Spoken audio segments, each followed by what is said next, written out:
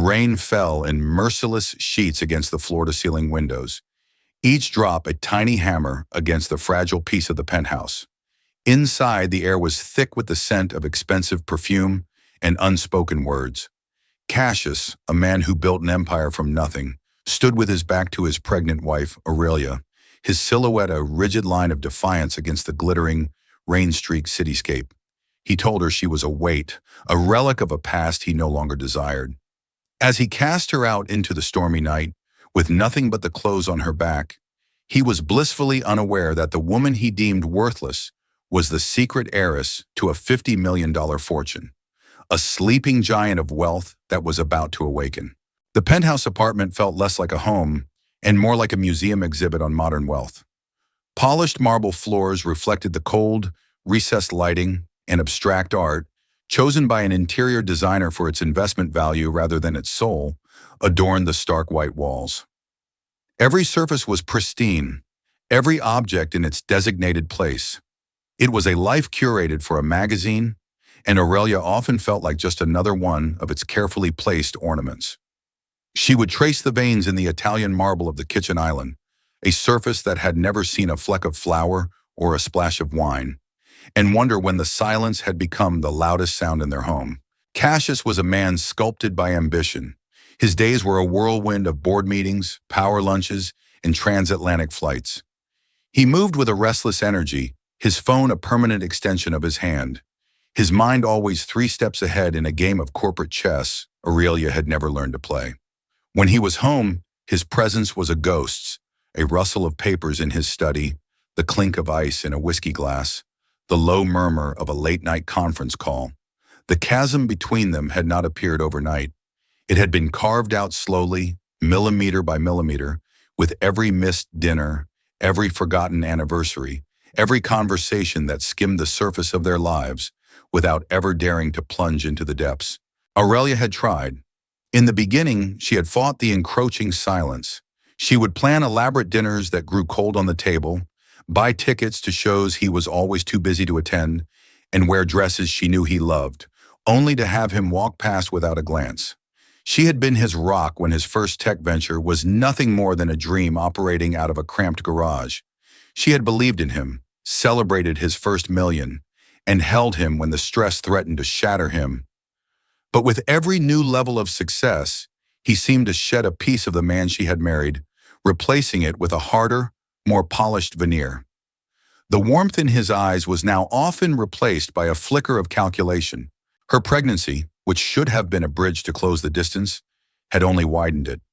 When she had told him, her hands trembling with a mixture of hope and fear, he had managed a tight, fleeting smile. "A baby," he had said, the words sounding foreign on his tongue. "An heir." It was not the joyful exclamation she had dreamed of, but a clinical assessment, as if their child was another asset to be added to his portfolio. He had hired the best doctors, a nutritionist, a prenatal yoga instructor, outsourcing the intimacy of their journey to a team of professionals. He would inquire about her health with the same detached concern he used for a quarterly earnings report, ticking a box before moving on to the next item on his agenda. One evening, the silence was particularly oppressive. Aurelia sat on the plush cream sofa, a book resting unread in her lap, the gentle swell of her belly a constant, comforting presence. Cassius was in his study, the door firmly closed. She could hear the faint, melodic laugh of a woman from a video call he was on. It wasn't the first time. Lately, a name had been drifting through the periphery of their lives. Sylvie, a new hire, a brilliant marketing strategist, Cassius had explained. Young, ambitious, hungry, a mirror of what he used to be. He spoke of her with an energy Aurelia hadn't seen in him for years, a spark of admiration that felt like a betrayal. She thought back to her own past, a past Cassius knew little about. He saw her as simple, sweet, a beautiful and unassuming woman who was content to live in his shadow. He had no idea of the steel that lay dormant within her, forged in the fires of a difficult childhood. Her grandmother, a woman Aurelia remembered as eccentric and fiercely independent, had been disowned by the family for reasons no one ever spoke of. Aurelia had spent summers with her as a child in a sprawling, slightly dilapidated country house filled with books, dusty antiques, and the scent of wild roses. Her grandmother had taught her to be resilient, to trust her own judgment, and to understand that a woman's worth was not a reflection in a man's eyes but a fire lit from within. Those lessons had been buried under years of trying to be the perfect, supportive wife, but the embers still glowed, waiting for a breath of air to reignite them. Cassius, in his arrogance, had never bothered to look deep enough to see them. He saw the quiet wife, not the quiet survivor.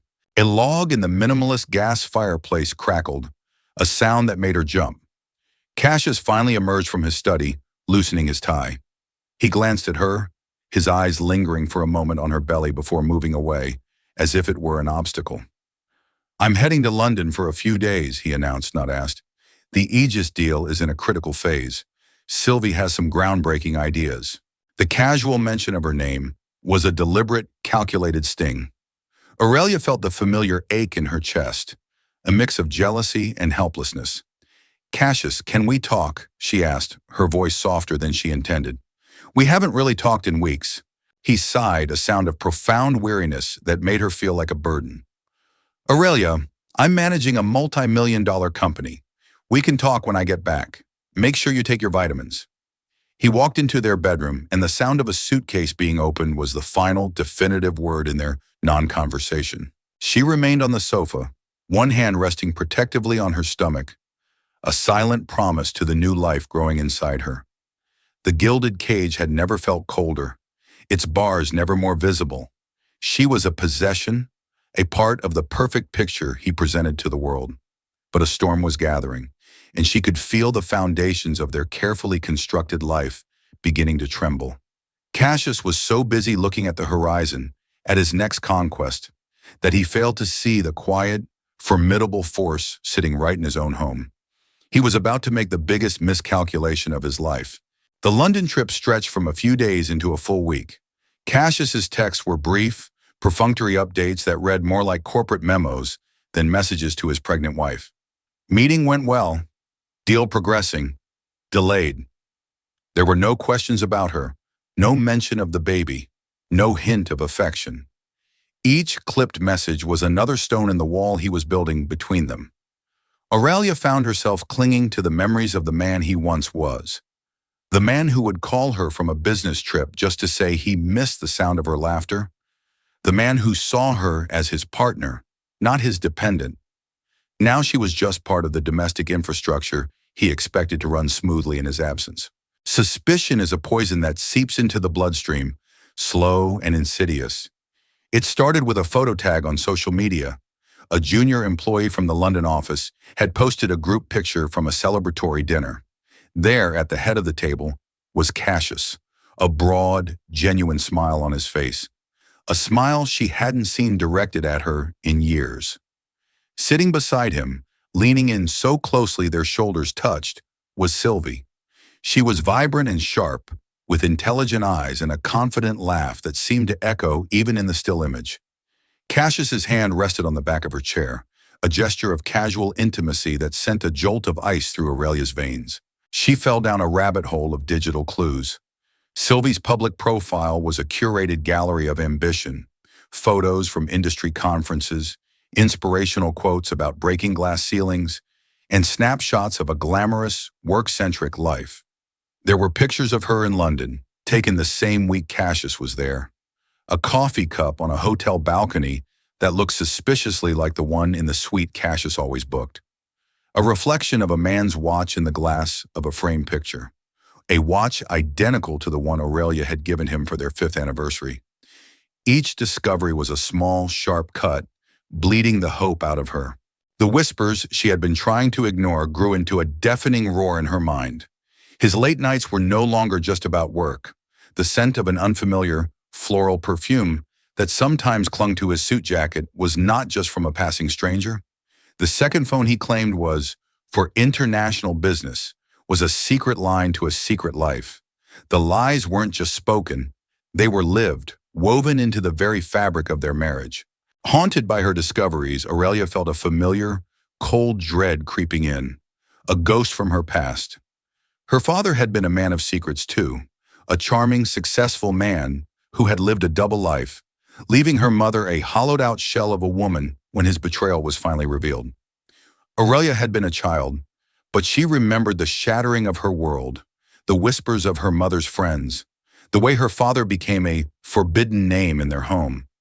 Her mother had become brittle, constantly afraid, teaching Aurelia that love was a fragile, dangerous thing, and that men, especially powerful men, could not be trusted. Aurelia had spent years fighting that inherited fear, believing Cassius was different. She had allowed herself to be vulnerable, to trust, to build a life with him. Now it felt as if her mother's painful legacy was her own destiny, a cycle she was doomed to repeat. When Cassius returned, he was distant, almost a stranger. He moved through the penthouse with a distracted air, the energy of his other life still clinging to him. He brought her a gift, a ridiculously expensive designer handbag, a classic Cassius gesture, a transaction meant to placate, to smooth over the cracks with a layer of gold. She looked at the bag, a symbol of the life he provided for her, and felt nothing but revulsion. "How was London?" she asked, her voice carefully neutral, as he poured himself a whiskey. "Productive," he said, his back to her. "Sylvie is a genius. She single-handedly saved the Aegis deal. I'm promoting her. Head of European expansion." "She must have worked very hard," Aurelia said, the words tasting like ash in her mouth. She was testing him, giving him a chance, a rope to pull himself back from the edge. He turned, his eyes finally meeting hers, but they were cold, guarded. "She did. She's dedicated. She understands what it takes to succeed." The unspoken words hung in the air between them. "Unlike you."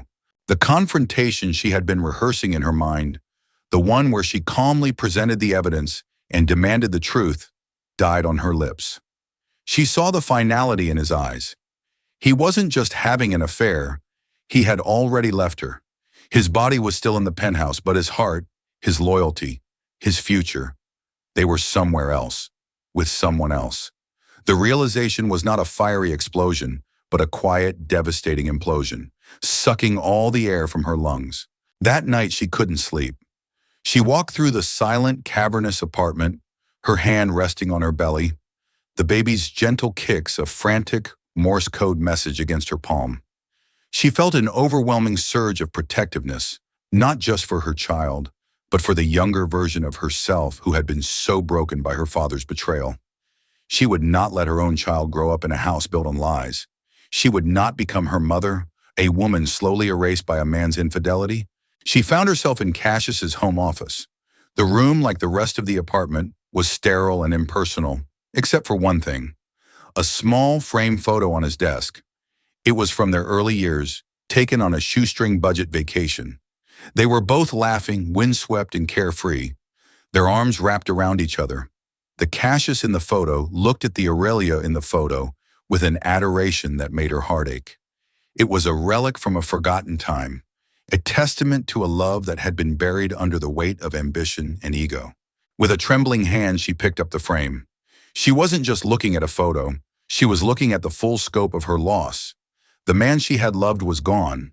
The man who stood in his place was a stranger, and he was sleeping with another woman. The whispers had become a truth so loud it shook the very foundations of her world. The gilded cage was no longer just cold, it was a prison, and she knew with a certainty that chilled her to the bone that the door was about to be flung open, not as an escape, but as an eviction. The storm that had been brewing on the horizon finally broke, tearing through their lives with the force of a hurricane. It happened on a Tuesday, a day as mundane as any other, which only served to amplify the cruelty of it all.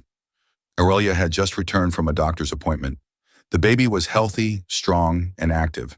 She had felt a moment of pure, unadulterated joy listening to the steady, rhythmic thump of its heartbeat, a tiny drumbeat of hope in the cacophony of her fears.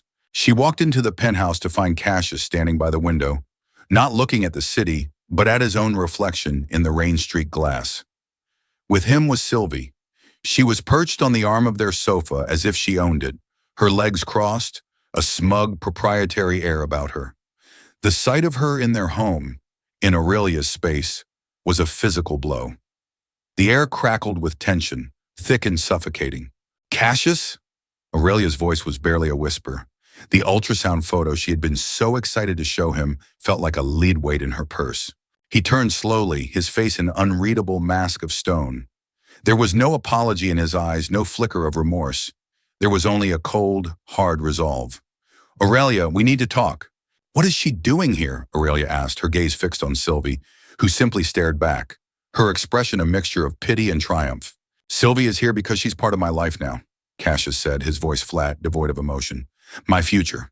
The words hit her, each one a carefully aimed stone. Your future? Cassius, I'm your wife. I'm carrying your child. Her voice trembled, the last vestiges of her composure beginning to crumble. She placed a hand on her belly, a desperate, instinctual gesture of protection. A mistake, Cassius said, and the cruelty of the words stole her breath. This whole thing, us, it's become a liability. You're not the wife a man in my position needs. You don't challenge me. You don't understand my world. You're content. And I can't have that. I need a partner, not a passenger. Every word was a confirmation of her deepest fears. She was an accessory he was now ready to discard, like an outdated watch or a last season suit. The years she had dedicated to him, the sacrifices she had made, the love she had given, it was all being reduced to a business liability. So you're throwing us away, she choked out, tears finally breaking free, hot and shameful on her cheeks. Your family, for her? Sylvie stood up, smoothing down her designer dress. It's not about you, Aurelia, she said, her voice dripping with condescension. It's about synergy. Cassius and I have a dynamic that works. We elevate each other. You just anchor him. The audacity of the woman to stand in her home and dissect her marriage, to pass judgment on her worth, ignited a spark of fury in Aurelia's grief.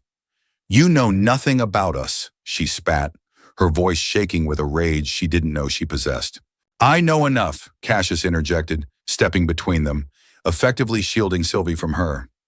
It was a small movement, but it was the most profound betrayal of all. He was protecting his mistress from his pregnant wife. I know that I can't do this anymore. I've made arrangements. My lawyer will be in contact with yours. My lawyer? I don't have a lawyer, Aurelia said, the practicalities of the situation crashing in on her, absurd and overwhelming. Then you should get one, he said dismissively. I want you to pack a bag. You need to leave. Tonight. The finality of his command was absolute. Leave? Cassius, where am I supposed to go? I'm 7 months pregnant. This is my home. It's my home, Aurelia, he corrected her, his voice like ice. Everything here is mine. You came into this marriage with nothing, and that's how you'll leave it. I'll provide a settlement, of course. Something adequate, but I want a clean break. He saw her as a charity case, a financial problem to be solved and dismissed. He had completely forgotten the woman who had worked 2 jobs to support them while he coded his first program. The woman who had sold her grandmother's locket, the only thing of value she had, to pay for a server he desperately needed. He had rewritten their history to fit his new narrative, casting himself as the self-made titan and her as the fortunate girl he had picked up along the way. Desperation clawed at her. Cassius, please, she begged, the fight draining out of her, replaced by a deep, gut-wrenching sorrow. Don't do this to our baby, your child. He looked at her stomach, and for the first time, a flicker of something crossed his face. It wasn't love or even concern. It was annoyance. The baby was an inconvenient, messy loose end. The settlement will be more than enough for the child. Now I'm asking you one last time, pack your things and go. Sylvie watched the exchange, a silent, victorious queen surveying her new kingdom. The storm had broken, and Aurelia was the wreckage. Numbly, she walked into their bedroom, the room they had shared, the bed where their child was conceived. She moved as if in a trance, pulling a small suitcase from the closet. What do you pack for the end of your life? She grabbed a few changes of clothes, a toothbrush, the worn copy of a book her grandmother had given her. Her hands brushed against the jewelry box Cassius had bought her, filled with diamonds and pearls, symbols of his success. She slammed it shut, leaving it all behind. They were not gifts of love. They were payments for her compliance. When she emerged, Cassius was waiting by the door, his arms crossed, his face impatient. Sylvie was gone, likely waiting in a car downstairs, having done her part in the demolition. He didn't look at Aurelia. He simply opened the door. "The doorman will call you a cab," he said, his final words to her as his wife. She walked past him without a word, her head held high, the tears a hot track on her cold skin. As she stepped out into the hallway, the heavy door of the penthouse clicked shut behind her, the sound as definitive as a coffin being sealed. The storm had passed, leaving her stranded in the wreckage, alone in the deafening silence. As the elevator descended, taking her away from the life she knew, she clutched her belly, a silent vow echoing in the ruins of her heart. This was not the end. It was a brutal, devastating beginning. The city at night, usually a glittering tapestry of promise from the penthouse window, was now a hostile, indifferent maze. The taxi's meter ticked upwards, each click a mocking reminder of her new reality. Every dollar mattered now. She had Cassius's credit card in her wallet, but she knew it would be canceled by morning. The cash she had, a few $100s tucked away for emergencies, felt pitifully inadequate to face the world that had just been ripped out from under her. She had the driver take her to a small, unassuming hotel on the other side of town, a place so far removed from her previous life that it felt like another country. The room was small, the wallpaper was peeling slightly in one corner, and the window looked out onto a brick wall. The smell of disinfectant hung in the air. Aurelia sat on the edge of the lumpy bed, the small suitcase at her feet, and the full weight of her situation crashed down on her. The adrenaline that had carried her out of the penthouse evaporated, leaving behind a profound, bone-deep despair. She was homeless, 7 months pregnant, and utterly alone. The friends she had were Cassius's friends, couples they socialized with, whose loyalty would undoubtedly lie with the millionaire, not his discarded wife. Her own family was a fractured memory. Her mother had passed away a few years ago, and her relationship with her father was non-existent. She had no one to call, no safety net to catch her. The isolation was a physical presence in the room, a heavy blanket threatening to suffocate her. The first night was a blur of tears. She wept for the husband she had lost long before he had thrown her out. She wept for the love she thought was real. She wept for the future that had been stolen from her and her child. The baby kicked, a strong, insistent reminder of the life that depended on her, and a new terrifying wave of panic washed over her. How could she protect this child? How could she provide for it? Cassius's promise of an adequate settlement felt like a threat, another tool of control. He would give her just enough to keep her quiet, just enough to ensure she was never a problem for him again. The next few days were spent in a daze. She barely ate, forcing down toast and tea from the hotel's sad little continental breakfast. She spent hours staring at the brick wall outside her window, her mind a frantic, replaying loop of the final, brutal scene in the penthouse.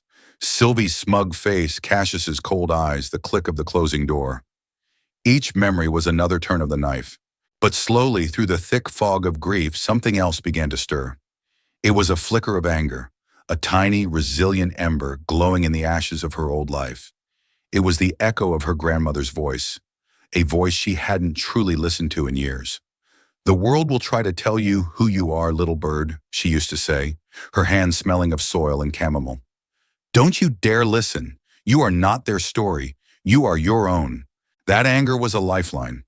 It was the first emotion other than pain that she had felt, and it was clarifying. It burned away the helplessness, replacing it with a fragile, nascent resolve. She would not be a victim. She would not be the tragic footnote in Cassius's success story. She was her grandmother's granddaughter, and she was a mother. Her child deserved more than a broken woman. On the third day, she left the hotel room. She walked the city streets, not aimlessly, but with a growing sense of purpose. She saw the world differently now, not from behind the tinted glass of a luxury car, but from the pavement. She saw the resilience of people, the quiet dignity of those who struggled, the small acts of kindness between strangers. It was a world Cassius had insulated her from, a world he looked down on from his glass tower. But it was a real world, and for the first time, she felt a part of it. Her first step was practical. She needed money, and she needed a plan. She sold the expensive watch Cassius had given her for her last birthday, one of the few items of value she had instinctively packed. The amount she received from the jeweler felt like a fortune. It was enough to rent a small apartment, to buy groceries, to breathe for a few months. She found a tiny one-bedroom apartment in a quiet working-class neighborhood. It was nothing like the penthouse. The floors creaked, the radiator hissed, and the sounds of the city, sirens, music, children playing, were a constant, lively presence. But it was hers. As she stood in the empty living room, the late afternoon sun streaming through the dusty window, she felt a sense of ownership she had never felt in the cold, marble palace she had called home. This small, imperfect space was a blank canvas, and she was the artist. The call from Cassius's lawyer came a week later. The man was slick, his voice oozing a synthetic sympathy. He laid out the terms of the settlement. It was a one-time payment, conditional on her signing a non-disclosure agreement that would gag her for life. The amount was, as Cassius had promised, adequate if her plan was to live a small, quiet life on the margins. It was hush money. It was designed to make her go away. The Aurelia of 2 weeks ago would have taken it without question, grateful for the scraps from Cassius's table. But the woman holding the phone was different. The ember of anger had been fanned into a small, steady flame. "Tell Mr. Drake," she said, her voice clear and strong, "that I will be in contact with him through my own legal counsel." She hung up the phone before the lawyer could respond, a tremor of exhilaration running through her. She didn't have a lawyer. She didn't have a plan. But for the first time in a very long time, she had her own voice. She was no longer waiting for Cassius to decide her worth. The ashes of her old life were all around her, but she could feel the warmth of the embers, and she knew, with a certainty that settled deep in her soul, that she had the strength to build a new fire from them. Just as Aurelia was beginning to chart her new, uncertain future, a letter arrived. It was addressed in old-fashioned, looping cursive on thick, cream-colored stationery, a relic from another era. It was from a law firm in a small town she hadn't visited since she was a child, the town where her grandmother, Matilda, had lived out her reclusive life. Aurelia's heart pounded as she broke the wax seal. She had been named as the sole beneficiary of her grandmother's estate. She assumed it would be the house, perhaps a small savings account, enough to provide a little more security, a welcome cushion in her precarious new life. She made an appointment and took a train to the sleepy, picturesque town, the familiar landscape stirring a bittersweet nostalgia within her. The law office was on a cobblestone street, a brass plaque on the door that read, Crow and Rowan, Eston, 1923. Mr. Allister was an elderly man with kind, watery eyes and a gentle demeanor. He had been her grandmother's lawyer and friend for over 40 years. He spoke of Matilda with a deep, affectionate respect that warmed Aurelia's heart. He described her not as the eccentric recluse the family had painted her as, but as a brilliant, fiercely private woman with an astonishing mind. "Your grandmother was a remarkable woman, Aurelia," he said, leaning forward in his leather chair. "She never forgave your grandfather for what he did, nor the rest of the family for siding with him." Aurelia looked at him, confused. "What he did? I was always told she just left, that she was unstable." Mr. Allister sighed, a sad, heavy sound. "That is the story your grandfather, a very powerful and proud man, wanted told. The truth is, your grandmother was an astute investor. She had an almost preternatural gift for seeing patterns in the market, for knowing which small, unknown companies would one day become giants. She started with a small inheritance of her own and began to build. Your grandfather saw her success not as something to celebrate, but as a threat to his own ego. He tried to take control of her portfolio. When she refused, he tried to have her declared incompetent. She fought him, and she won, but it cost her her family. So she created a new life for herself, a quiet life, where no man could ever control her or her fortune again." Aurelia sat in stunned silence, trying to process this revelation. The grandmother she remembered, the woman who gardened and baked and read poetry, was a financial genius who had been cast out for being too successful, too independent. "She watched you from a distance, you know," Mr. Allister continued softly. "She was proud of you, but she was worried. She saw you with Cassius. She told me once, he's just like his grandfather, a man who mistakes a woman's kindness for weakness. He'll try to put her light out so his can shine brighter." Tears welled in Aurelia's eyes. Her grandmother had seen it all. She had understood. Now, Mr. Allister said, clearing his throat and pushing a thick portfolio across the desk. To the estate, Matilda was frugal in her personal life, but her investments, well, they were not. She left everything to you, Aurelia, the house, the land, and the entire contents of her investment portfolio. He opened the portfolio. Aurelia's eyes scanned the pages of stocks, bonds, and assets. The numbers were bewildering, a dizzying array of commas and zeros. She saw names of tech companies she knew, pharmaceutical giants, and obscure startups. Her mind struggled to comprehend the scale of it. I don't understand, she whispered, her voice hoarse. What does this all mean? Mr. Allister gave her a small, gentle smile. It means, my dear, after all taxes and fees are settled, that your inheritance is valued at approximately $50 million. The words hung in the air of the quiet, dusty office. $50 million. Aurelia felt the room tilt, the sound of blood rushing in her ears. She gripped the arms of the chair to steady herself. It was an impossible number, a sum from a different universe. It was more money than Cassius had made in his first 10 years of business. She thought of Cassius in his penthouse, looking down on the world, so sure of his own power, so dismissive of her worthlessness. He had thrown her out with what he thought was nothing, branding her a dependent, a liability. And all this time, this incredible, life-altering secret lay dormant, waiting for her. Her grandmother hadn't just left her money. She had left her a weapon, a shield, a kingdom. She had left her independence. The shock slowly gave way to a wave of emotion so powerful it almost knocked her over. It was grief for the grandmother she never truly knew. It was anger at the family that had lied to her.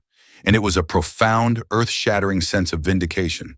She spent the rest of the day with Mr. Allister, who patiently walked her through the basics of the portfolio, recommending financial advisors and accountants. He handed her the keys to her grandmother's house, which she now owned. As she left his office, the late afternoon sun felt different on her skin. The world hadn't changed, but she had. She was no longer Aurelia, the discarded wife. She was Aurelia, the architect of her own destiny. She drove to her grandmother's house, a place she hadn't seen in 20 years. It was just as she remembered, a little wild, a little overgrown, but sturdy and welcoming. She walked through the rooms, touching the dusty furniture, running her hands over the spines of the thousands of books. In the study, she found her grandmother's journals. Page after page was filled with her elegant script, detailing not just her market predictions, but her thoughts on life, on freedom, on resilience. In the final entry, dated just a month before she passed, she had written a note to Aurelia. My dearest little bird, if you are reading this, then the world has finally let you see what I have always known, that you have wings. Do not let anyone ever convince you to live in a cage, no matter how gilded. The sky is yours. Fly. Clutching the journal to her chest, Aurelia wept. Not tears of sorrow, but tears of gratitude, of release, of a strength she was finally, fully claiming as her own. The inheritance wasn't just the money, it was this legacy. It was the truth. It was the permission to fly. Cassius Drake thought he had destroyed her, but he had only succeeded in setting her free. And with a $50 million fortune at her back, she was about to build a new world from the ashes of the old. The discovery of the fortune did not send Aurelia on a spending spree. There was no revenge shopping, no fleet of luxury cars, no ostentatious displays of wealth. Her grandmother's journals, filled with wisdom about the corrosive nature of ego and the quiet power of understated strength, became her guide. The money was not a means to emulate Cassius's hollow lifestyle, but a tool to build something real, something with meaning. Her first move was an act of quiet defiance. She retained Mr. Allister and, on his recommendation, hired a formidable, top-tier divorce attorney from the city, a woman known for dismantling the egos of powerful men. When Cassius's lawyer received the letter of representation, it sent a ripple of shock through their camp.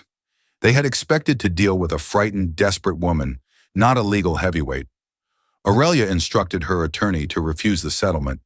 She didn't want his adequate hush money. She wanted only one thing from the divorce: her freedom. She asked for nothing, no alimony, no claim to his assets, simply a dissolution of the marriage. The move was strategically brilliant. It baffled Cassius, who couldn't comprehend why she would walk away from a potential payout. To his transactional mind, it was illogical. He didn't realize it was a declaration of independence, a statement that she no longer needed anything from him. With the legal battle in capable hands, Aurelia focused on creating a life for herself and her soon-to-be-born child. She sold her grandmother's house, knowing it was too large and isolated for a new mother. With a fraction of her inheritance, she purchased a beautiful, spacious brownstone in a family-friendly city neighborhood, one with parks and good schools. She poured her heart into making it a home, not with the help of an interior designer, but with her own two hands.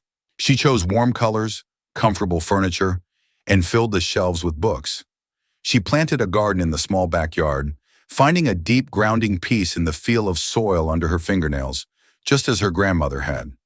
The house became a sanctuary, a space that was entirely hers, filled with hope and the scent of baking bread instead of expensive perfume and silence. She also began to quietly, strategically invest, just as Matilda had. Guided by her grandmother's journals and a team of trusted advisors, she discovered she had a natural aptitude for it, a keen intuition she never knew she possessed. She didn't invest in the flashy, high-risk ventures Cassius favored. Instead, she put her money into sustainable energy, innovative healthcare startups, and educational technology, companies that were building a better future. Her wealth began to grow, but more importantly, it began to have a purpose. She established the Phoenix Rising Fund, dedicated to supporting women. It provided grants to female entrepreneurs, scholarships for young women in STEM, and funding for shelters for women and children fleeing abusive situations. Pouring her energy into the foundation was healing. She met women who had survived circumstances far worse than her own, women of incredible strength and resilience.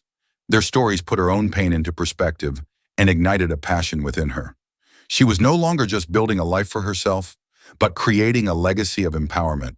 Meanwhile, Cassius's world was beginning to lose its luster. His partnership with Sylvie was not the seamless synergy he had imagined. Sylvie was as ambitious and ruthless as he was, but she lacked his experience and strategic foresight.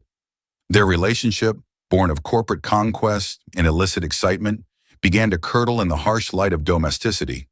She was possessive, demanding, and constantly insecure about being compared to Aurelia, especially after the baffling news that Aurelia had refused a settlement. She pushed Cassius to be more aggressive in his business dealings, encouraging risky ventures that his more cautious instincts warned against. The Aegis deal, the one Sylvie had supposedly saved, turned out to be a Trojan horse, filled with unforeseen liabilities that began to drain the company's resources. The whispers started at the country club and in the boardrooms. Cassius Drake, the man with the golden touch, had lost his edge. His judgment seemed impaired, his focus scattered. His employees, who had once respected Aurelia for her quiet grace and kindness, resented Sylvie's abrasive management style. The loyalty Cassius commanded began to fray. The perfect life he had curated was showing its cracks. He would come home to the pristine penthouse, now feeling cold and empty, and find Sylvie complaining about a slight from a social rival or demanding a new, more extravagant piece of jewelry. The vibrant, challenging partner he thought he had chosen was revealing herself to be a shallow, grasping woman who loved his status more than the man himself. One evening, Cassius found himself staring at the empty space on his desk, where Aurelia's picture used to be. He remembered her calm presence, the way she could soothe his anxieties after a brutal day, her unwavering belief in him, even when he doubted himself. He had called her a passenger, but he was beginning to realize she had been his anchor, the steady, unseen force that had allowed his ship to sail so freely. He had thrown his anchor overboard in the middle of a storm, and now he was beginning to drift. Aurelia, on the other hand, was thriving. Just weeks before her due date, she hosted the first charity gala for the Phoenix Rising Fund. She stood before a crowd of influential people, her baby bump prominent under an elegant, simple dress, and spoke with a passion and confidence that captivated the room. She was no longer the timid, overshadowed wife. She was a leader, a philanthropist, a force in her own right.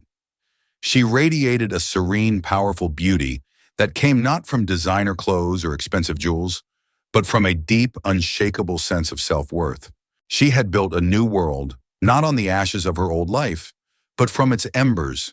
She had taken the pain of her betrayal and transformed it into purpose, and she had done it all without Cassius ever knowing the true source of her newfound strength. He saw her as a mystery, a woman who had somehow landed on her feet. He had no idea she had learned to fly. The birth of her son, whom she named Orion, was the final, definitive turning point for Aurelia. Holding him in her arms, so small and perfect, she felt a love so fierce and protective, it eclipsed everything else. All the lingering pain of Cassius's betrayal, all the bitterness, it all faded into insignificance. Her life wasn't about him anymore. It was about this new precious soul who depended on her completely. Her future, once a terrifying blank canvas, was now filled with purpose and a boundless, joyful love. In stark contrast, Cassius's life was in a freefall. The risky ventures Sylvie had championed turned into catastrophic failures. The Aegis deal was a financial black hole, and a subsequent, ill-advised acquisition led to a shareholder revolt. Cassius, once the darling of the financial world, became a cautionary tale. He was forced to sell off massive parts of his company, his personal fortune dwindling with alarming speed.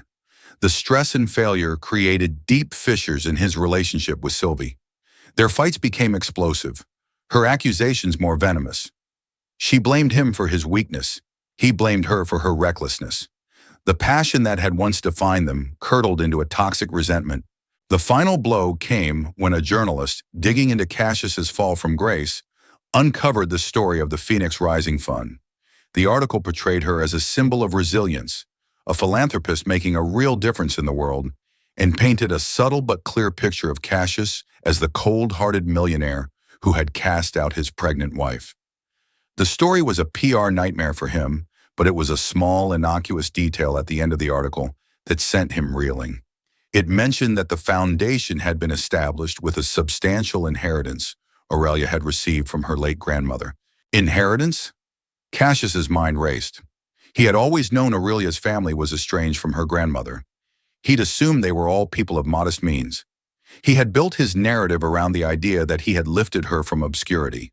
The thought that she had access to her own money he knew nothing about, was a seismic shock to his ego. Driven by a desperate, obsessive curiosity, he hired a private investigator. He had to know. When the report came back, he read it in his cavernous, silent office. The city lights outside seeming to mock his dissent.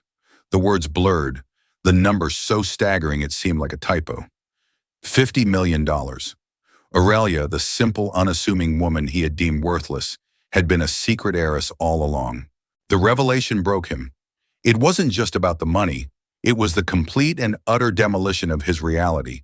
His entire perception of her, of their marriage, of himself, had been a lie. He had thrown away a diamond, believing it was a stone. He saw his cruelty in a horrifying new light. He hadn't just been callous. He had been a fool, an arrogant, blind fool. His decision to leave her wasn't a powerful man trading up, but a colossal, life-altering blunder. His break with Sylvie was swift and ugly. With his fortune decimated, she saw no more use for him. She left, taking with her a trail of venomous parting words and a significant portion of what little he had left in a bitter settlement. Cassius was left alone in the sterile penthouse, a king in a bankrupt kingdom, haunted by the ghost of a life he had willfully destroyed. Weeks later, humbled and desperate, he showed up at Aurelia's brownstone. He stood on her doorstep, a man stripped of all his former arrogance. He looked older, tired, the sharp lines of his face softened by defeat. When Aurelia opened the door, holding Orion in her arms, he flinched. The sight of his son, healthy and happy in the arms of the woman he had wronged, was a physical blow. "Aurelia," he began, his voice hoarse, "can I talk to you?" She regarded him with a calm, unreadable expression and stepped aside, allowing him into the warmth of her home. The house was filled with light, with the smell of baby powder and fresh flowers. It was everything his penthouse was not. He stumbled through a broken, rambling apology. He told her he had been a fool, that he was wrong, that leaving her was the greatest regret of his life. He told her he knew about the inheritance, framing it not as the reason for his return, but as the event that made him realize the universe was teaching him a lesson. "I see it all so clearly now," he pleaded, his eyes filled with a desperate, calculated sincerity. "We can have it all back, Aurelia. You, me, and our son. A real family. We can combine our resources. We can be a true power couple. Better than before?" Aurelia listened patiently, her expression never changing. She gently rocked Orion, who was beginning to fuss. The man before her was a stranger. The Cassius she had loved was a memory. The Cassius who had hurt her was a ghost. This man was a pathetic, broken creature, trying to piece his life back together using the only tools he knew: manipulation and transaction. He wasn't apologizing for the pain he caused. He was pitching a merger. When he finally fell silent, the hope in his eyes dying as he looked at her impassive face, she spoke. Her voice was not angry, not bitter. It was calm, clear, and final. "There is no we, Cassius," she said softly. "You destroyed that. You didn't come here because you love me. You came here because you are ruined, and you see me as your last, best investment. You see my inheritance as a lifeline. But my grandmother's legacy, this home, my son, they are not for you. They are not assets to be leveraged." She adjusted Orion in her arms, turning him so Cassius could see his face for the first time. The baby had his father's dark eyes. "This is your son," she said, her voice softening with love for the child. "His name is Orion.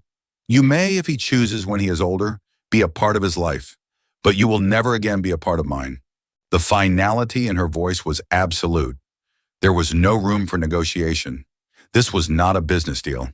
This was a reckoning. It was the quiet, definitive closing of a door he could never reopen. He looked from her strong, serene face to the innocent child in her arms and finally, truly, understood the magnitude of what he had lost. It wasn't just the money. It was a life. It was a family. It was a love he had been too blind to see and too arrogant to value. He had nothing left to offer and nothing left to say. The reckoning was complete. Cassius left her brownstone, a diminished man, the last of his blustering self-assurance extinguished by the quiet, unshakable dignity of the woman he had so thoroughly underestimated. Aurelia watched him go from the window, his slumped shoulders a testament to his defeat. She felt no triumph, no surge of vengeful satisfaction. There was only a profound sense of closure, the final page turning on a long and painful chapter of her life. She turned from the window, kissed Orion's forehead, and felt nothing but peace. The years that followed were filled not with drama or conflict, but with the beautiful, ordinary rhythm of a life well lived. Aurelia raised Orion in a home filled with love, laughter, and books. She taught him kindness, resilience, and the importance of integrity. Lessons learned from her grandmother and forged in the fire of her own experience.